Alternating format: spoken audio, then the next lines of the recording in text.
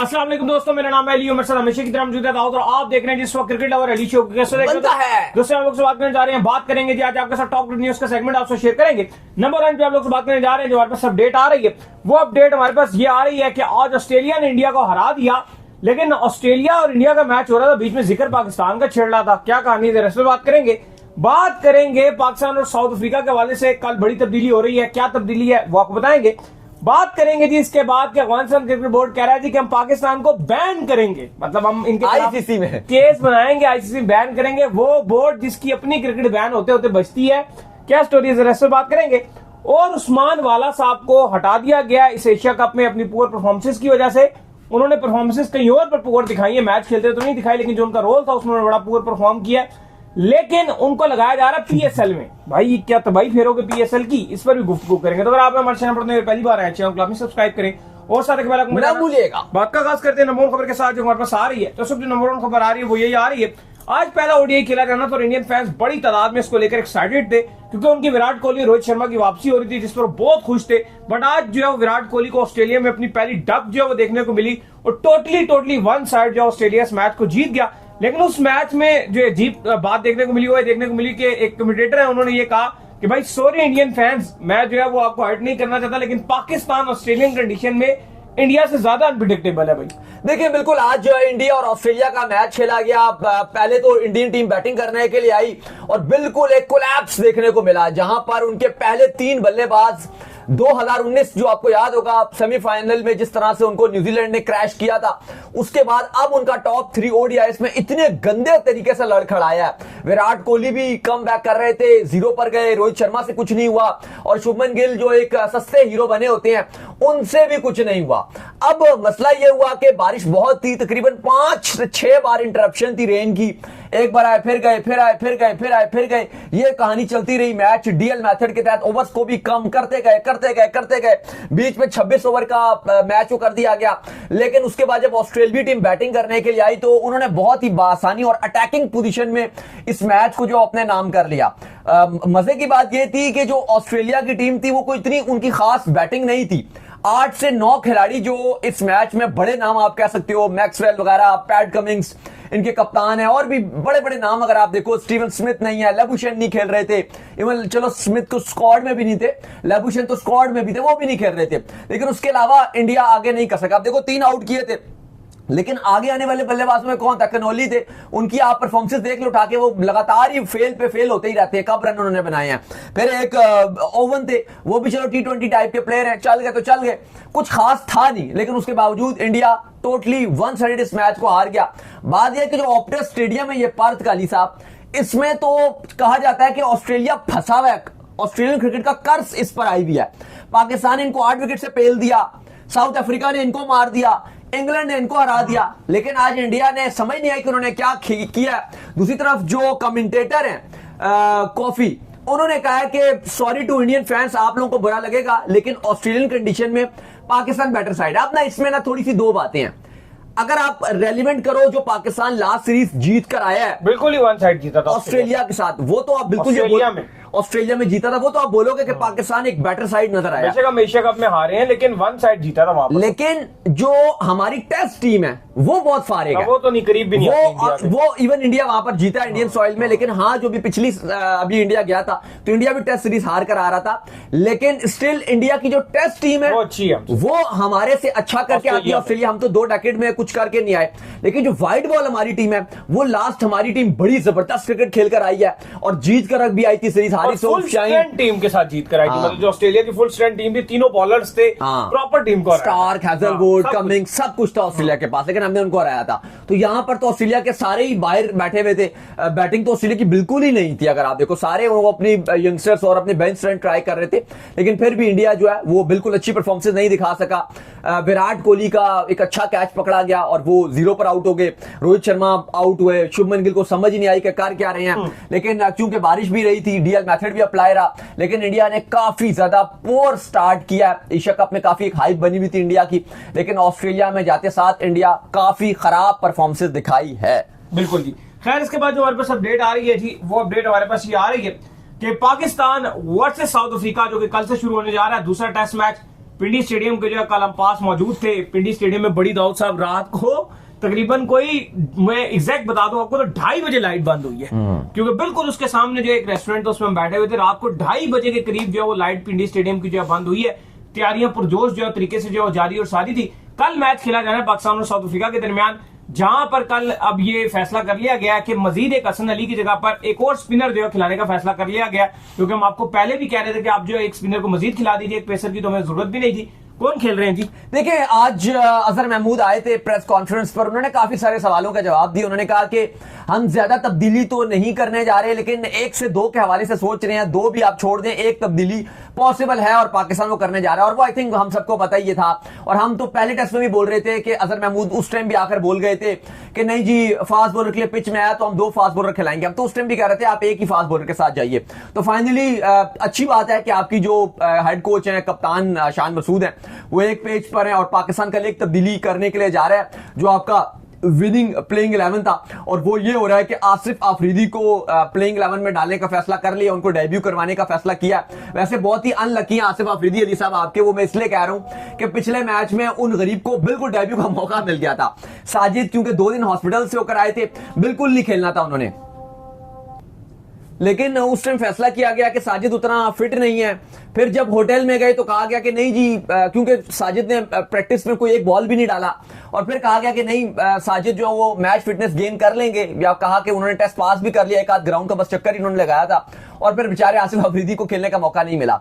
लेकिन खैर आज फिर फैसला किया गया, तो देखते हैं कि कल उनको डेब्यू करवाया जाता है या नहीं किया जाता। लेकिन अजहर महमूद ने फिलहाल कहा कि हतमी फैसला हम ये कल ही करेंगे, क्योंकि इब्रार का भी नाम कहीं ना कहीं था। हाँ, तो उन्होंने कहा कि हतमी फैसला हम कल करेंगे। लेकिन फिलहाल अभी ये तो कहा जा रहा है कि पाकिस्तान 3 स्पिनर के साथ जाएगा और एक जो है उसे फास्ट बॉलर खिलाया जाएगा। तो अली साहब, पाकिस्तान बाकी बैटिंग में तो कोई तब्दीली करने नहीं जा रहा, वही आपकी सेम प्लेइंग 11 है। इमाम होंगे आपके, उनके साथ अब्दुल्ला शफीक हैं जो थोड़े रन नहीं बना रहे। नंबर 3 पे आपके शान मसूद कप्तान, 4 पे बाबर आजम, फिर आपके सऊद शकील 5 पे, 6 पे आपके मोहम्मद रिजवान, 7 पे सलमान अली आगा, फिर आपके 3 स्पिनर खेल रहे हैं और एक आपका fast bowler probably Shaheen Shah Afridi के साथ जा रहे हैं।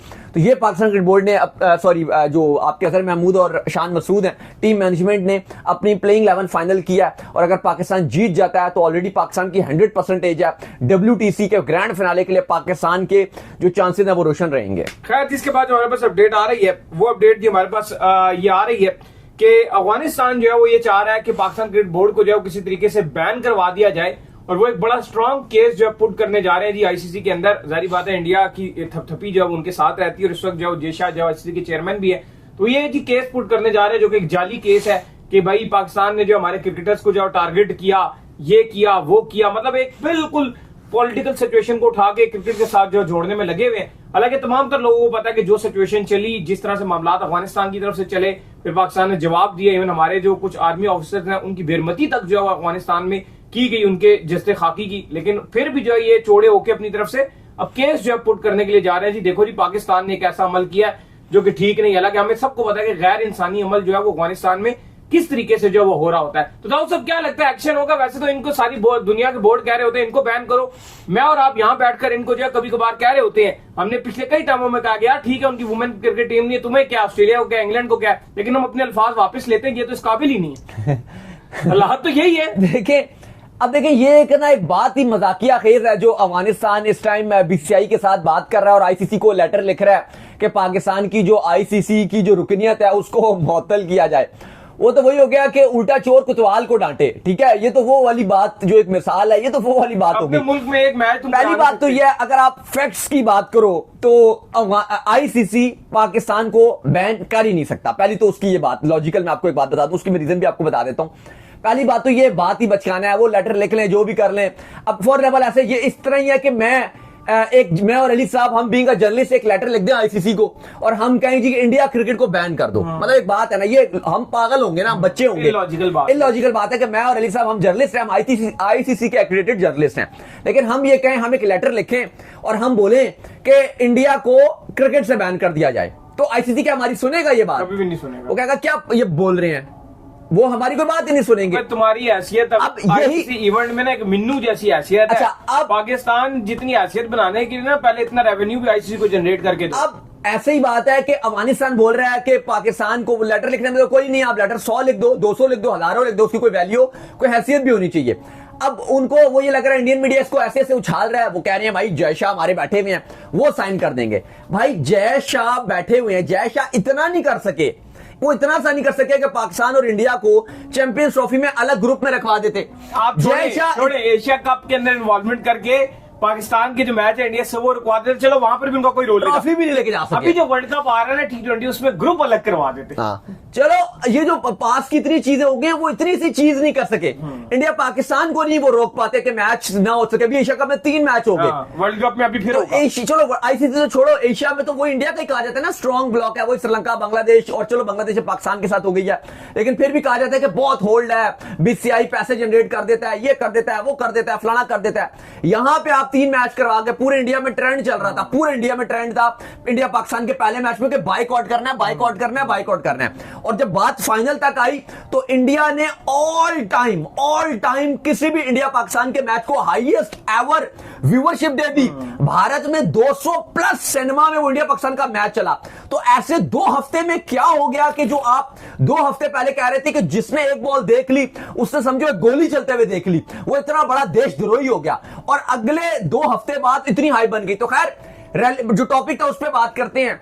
अफगानिस्तान ये कहता है कि जो इन्होंने पाकिस्तान ने हमारे क्रिकेटर्स को किया, इवन पाकिस्तान यहां से मुतालबा करता है कि कोई सबूत नहीं है, ना हमने वो किया है, ना कोई इसका रेलेवेंसी है। जाहिर है अगर किसी को होता है तो हर कोई इसका कंडोलेंस करे, लेकिन बात यह है कि ऐसा कोई है नहीं, ना वो कोई क्रिकेटर है ना कुछ है। बस उन्होंने एक हाइप बनाने के लिए अफगानिस्तान ने खुद से ठप्पे भी लगा दिए कि ये हमारे फर्स्ट क्लास के क्रिकेटर थे, और एक झूठी प्रोपेगेंडा शुरू कर दिया।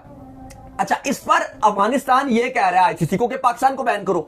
बात यह है कि आईसीसी जो इवेंट होता है, वर्ल्ड कप हो गया, चैंपियंस ट्रॉफी हो गया, T20 वर्ल्ड कप हो गया, उसका 70% जो रेवेन्यू है वो पाकिस्तान इंडिया के मैच से जनरेट होता है।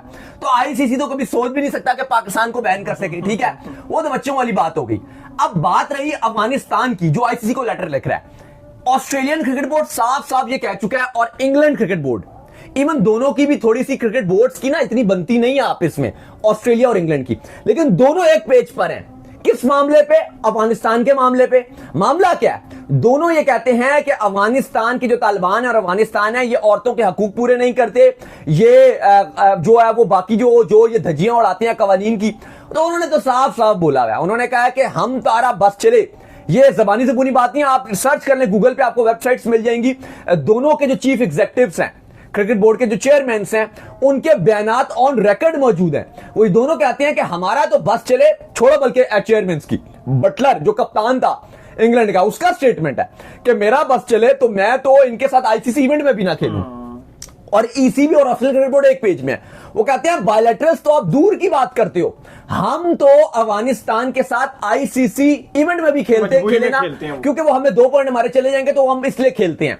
अब दूसरी बात रही जो न्यूजीलैंड क्रिकेट बोर्ड की है, उसका भी स्टैंस यही है, वो खुलकर नहीं बोलते, लेकिन उन्होंने कहा कि हम तो अफगानिस्तान के साथ इसलिए बायलैटरल्स नहीं खेलते क्योंकि हमारा भी स्टैंस वही है जो ऑस्ट्रेलिया और इंग्लैंड का। तो अब पाकिस्तान वैसे ही इनके साथ जो है वो अब नहीं खेलेगा, या ये खुद कह देंगे नहीं खेलेगा।